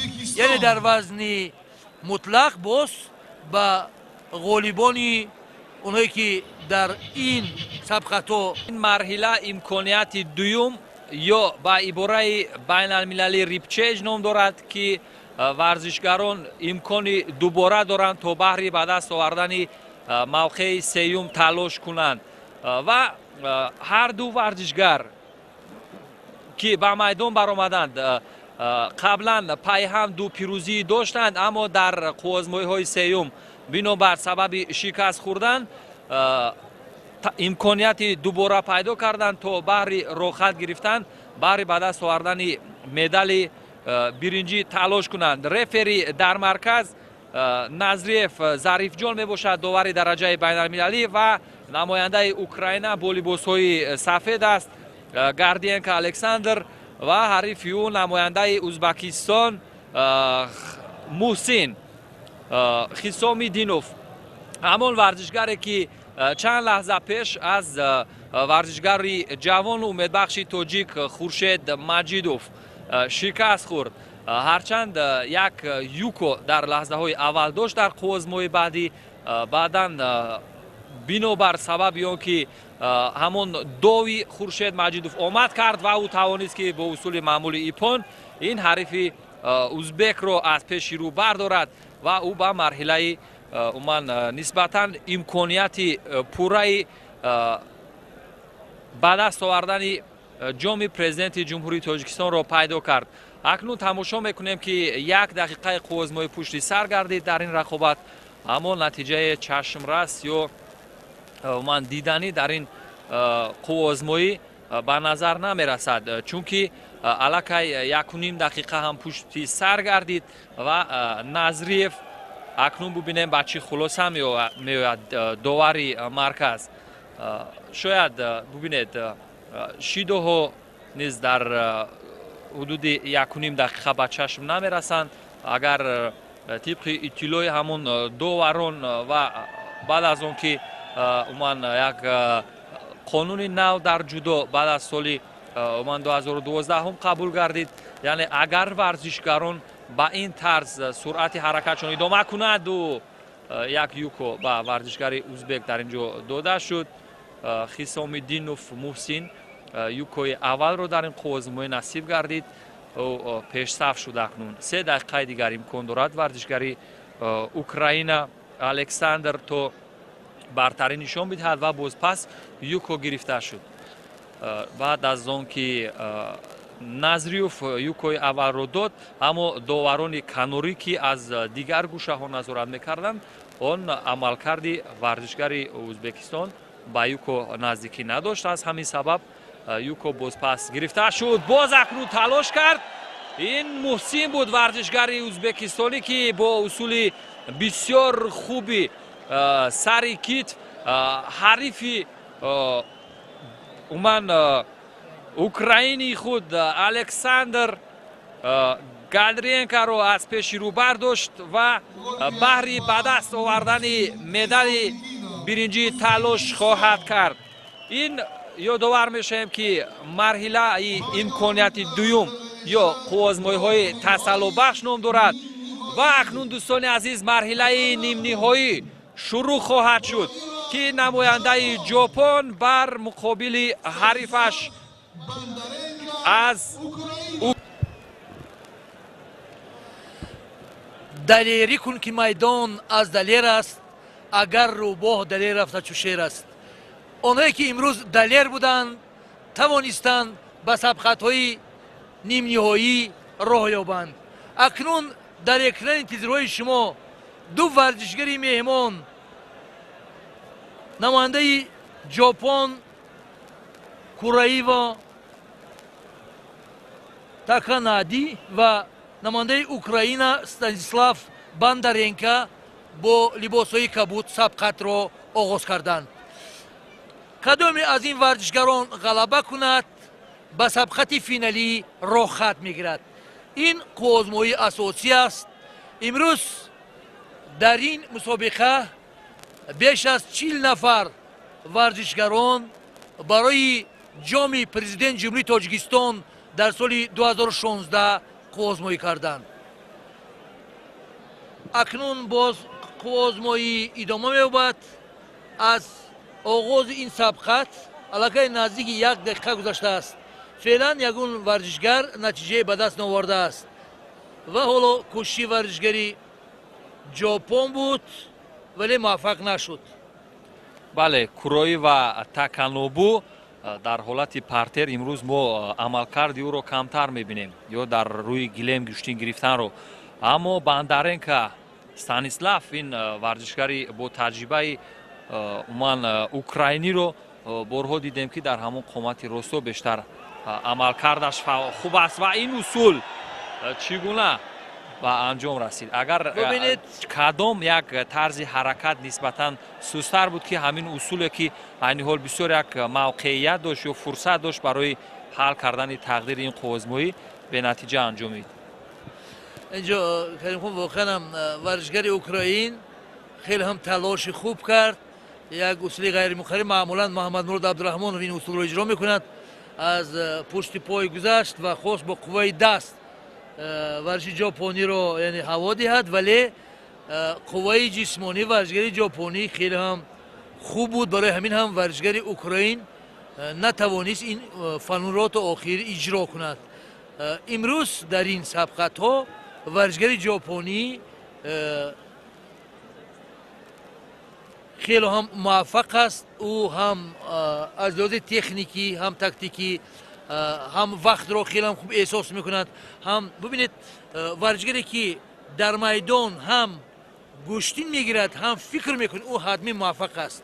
و اون ورزشگری که تابلو را نگاه نمیکند، یعنی از حرکت های مربیش استفاده بردن نمیتواند، فکر نمیکند، فقط با قوای جسمانی گوشی میگیرد، او نمیتواند غلبه به دست بیارد. چون که گوشتین چون تمام ساحه‌های دیگر در ورزش سال به سال پیشرفت کرده است. برای همین هم ورزشگران باید خیلی هم زیرک باشند و از امکانات ها استفاده کنند. و اینجا آگاهی به ورزشگری ژاپن فعلا داده می شود، ولی او به هر صورت پیشرفت است. او یک یوکو دارد. این نتیجه خوب است در گوشتینی جودو. بله، اگر با اصولهای تاکتیکی گذرد، یک نوع با عباره معمولی مربیان اگر با طرز حرکت های بر دروغ بگذرد، یعنی وقت رو کشوله بدهد، شاید همون یک یوکو هم برای معین کردن غالب این سبقت یا قوزموی کفایه باشد.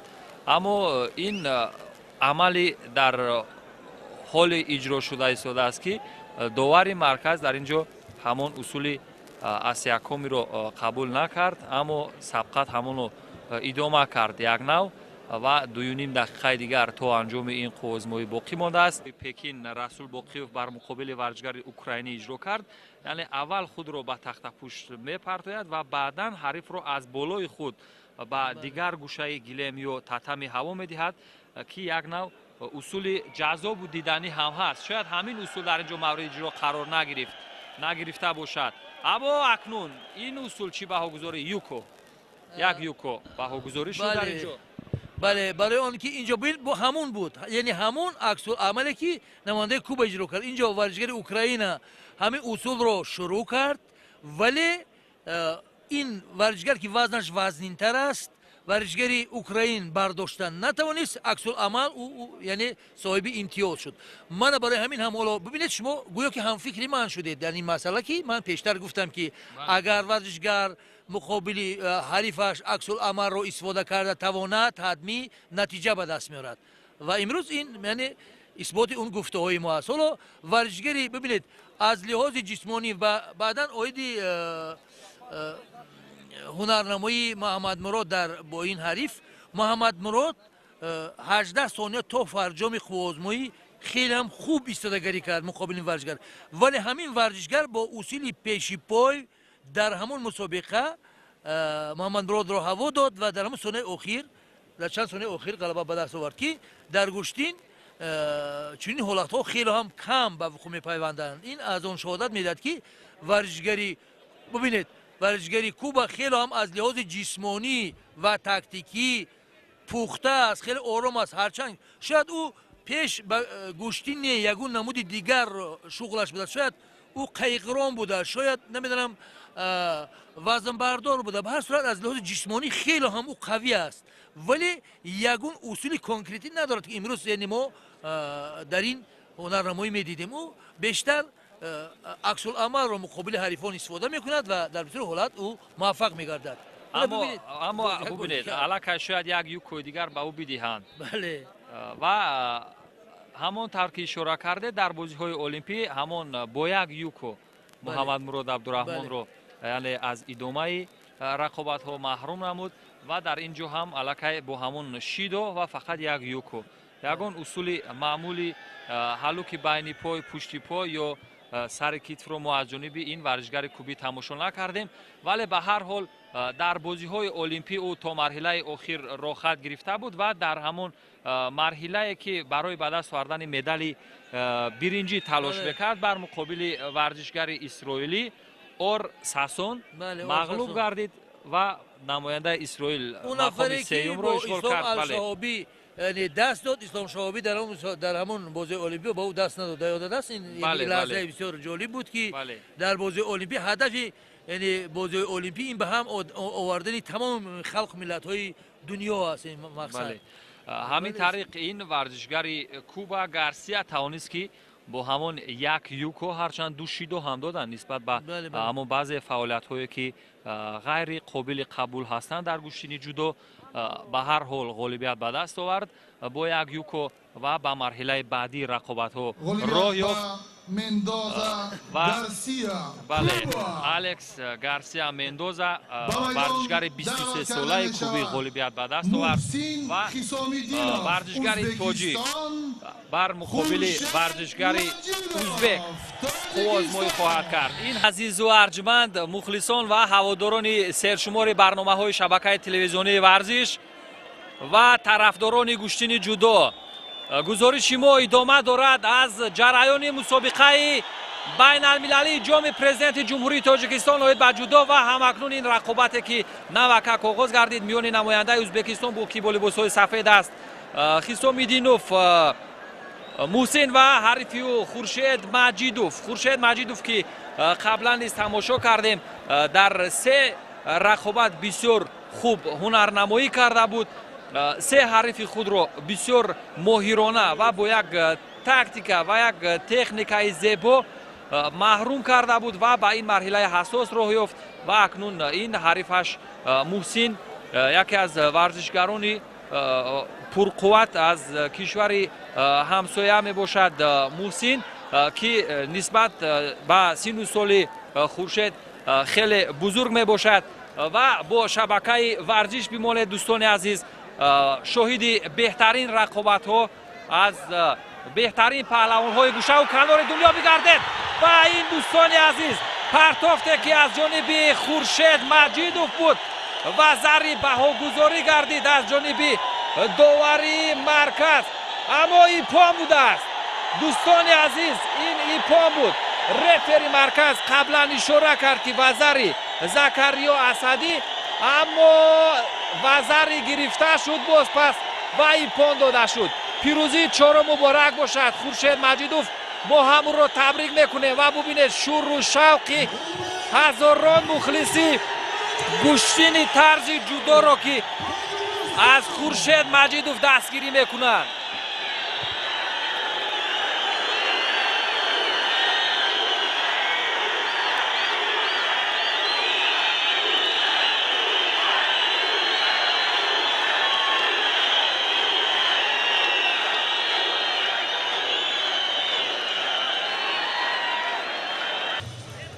الکساندر گاردینگا، محسن خیسومیدینوف.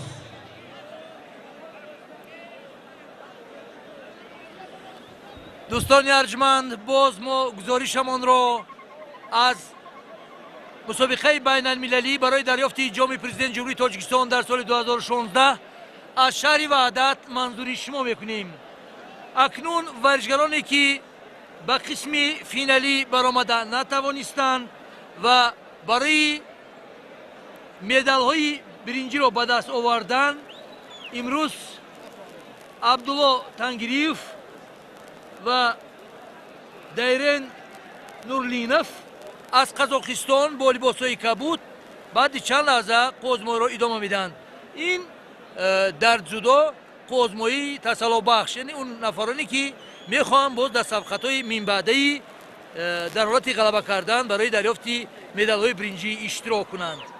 در حقیقت هم امروز جشن ورزش بود. مخصوص خورشید مجیدوف در این مسابقه مهارتی بلند نشان داد. او بر همه حریفانش از کشورهای مختلف جهان غلبه به دست آورد و نوکک بر ورزشگری ازبکستان حسامالدینوف با اصول سر کتف پیش از مهلت پیروز شده به دور نوبتی راه خط گرفت. اکنون سبقت میان این دو ورزشگر نامی آغاز گردید. عبدالله تنگریف 35 سال دارد. سال 1980 در ولایت سرخندری جمهوری ازبکستان تولد شده است. چمپیون مطلق جهان، برنده مدال نقره بازی‌های المپی در سال 2008 در شهر پکین می باشد. محسن خیسومیدینوف ازبکستان. همچنین او در بازی‌های ریو د ژانیرو برزیلیا به خاطر 5 نفر بهترین ورزشگران در وزنین کامیاب شده است. حالا آگاهی شیدو به ورزشگر قزاقستان داده می شود. اکنون نتیجه ها در تابلو برابر است. هر دو ورزشگر هم یکتگی شیدو دارند و در حالتی با چنین نتیجه ادامه مسابقه اگر چنین نتیجه قوازمایی انجام یابد پس این باز قوازمایی دوام میکند. حالا باز بعد این قوازمایی اونایی که به سبقت فینالی راه نیافتند و برای قوازمایی های مدال برنجی اشتراک کردن حالا تلاش می‌ورزند. این البته برای مدال نیست، ولی اگر در صورت غلبه کردن در این قوازمایی و در روی دیگر اونایی که غلبه میکنند در قوازمایی نوبتی برای مدال‌های برنجی مسابقه امروزه با هم وا میخورند.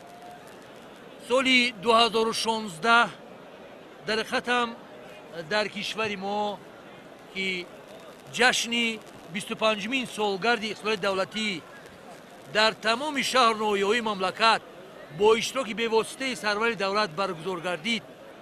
همچنین طول این چند ماه از طرف تشکیلات‌های مختلف ورزشی سرپرستان چاره‌بینی‌های ورزشی و فرهنگی دایر گردیدند. حالا تلاش ورزشگری ازبکستان ولی خستگی و احساس می‌گردد و اینجا حالا ورزشگری قزاق کوشش دارد که اصولی خفه کردن را استفاده کند و البته چاره‌بینی‌های مهم ورزشی که در مملکت ما برگزار می‌گردند این برگزاری چمپیونات آسیا بین دانشجویان بود که بهترین مشت‌زن‌های 47 کشوری آسیا را جمع کرده بود. همچنین مسابقه دوی ملی است که در هفته سوم ماه می همه ساله برگزار می‌گردد و بیش از 200,000 ساکنان مملکت اشتراک می‌کنند و مسابقه سوم ورزشگری کوبی همونطور که اطلاع دادیم اشتراکچی بازی‌های المپی حتی در مرحله ریپچیج همون مرحله امکانیتی دوم یا تسلط بخش هنرنمایی کرد، غالبیت به دست آورد، تنها بر همون نماینده اسرائیلی اوشی در همون قوزمایی برای به دست آوردن مدال برنجی مغلوب گردیده بود.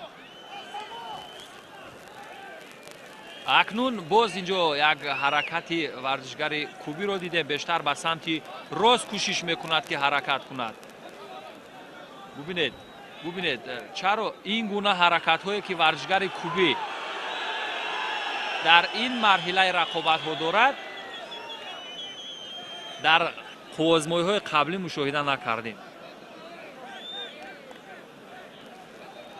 قوزمایی الکی از 1 دقیقه هم گذشت، مرحله گلدن سکور یا وقتی طلایی این دقیقه هفتم این رقابت خواهد بود دوستان عزیز و در اینجا هیئت داوران یا کمیسیا که این قوزمایی را نظارت دارند از کنار رینگ بچه خلاصه می اومده باشند.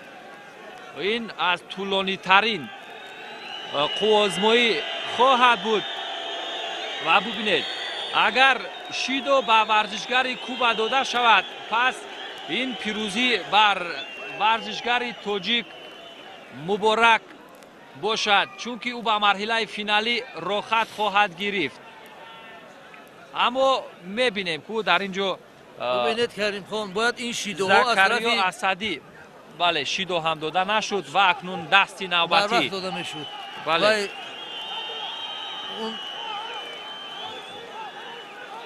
این ورزشگر کوبا حدودی 25 کیلو وزن‌تر است از خورشید مجیدوف.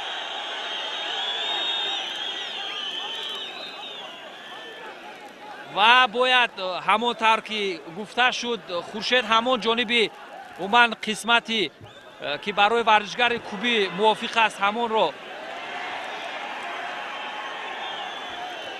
باید ندهد. همین طریق ببینید دوستان عزیز در اینجا عموما این رفری مرکز بار دیگر الکی юко дод ба варзишгари кубӣ.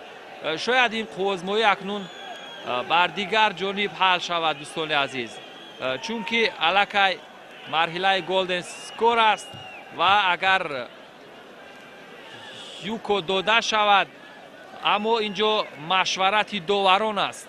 доварон бояд дар инҷо қазоват кунанд дӯстони азиз. мо довар нестем ва бубинед рефери марказ як навбат ишора кард юко, аммо акнун дар инҷо доварони гӯшаву канори ринг ки назорат мекарданд ҷиддитар, юко бардошта шуд ва қувозмоӣ идома дорад. ҳанӯз умеди пирӯзӣ ҳаст ва шидо ба варзишгари тоҷик дода шуд. ҳамин тариқ бо як шидо хуршед маҷидов дар марҳилаи нимниҳоӣ қувозмоиро бохт ва ин варзишгари кубӣ ба қувозмои ниҳоӣ рохат гирифт.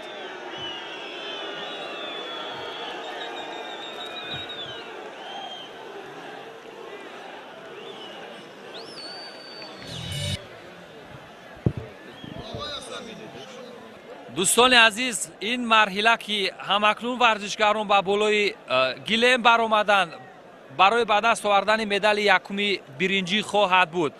миёни варзишгари узбекистон хисомиддин муҳсин ки бо либосҳои сафед аст ва ҳарифи ӯ аз кишвари ҷопон Таканобу Куроива.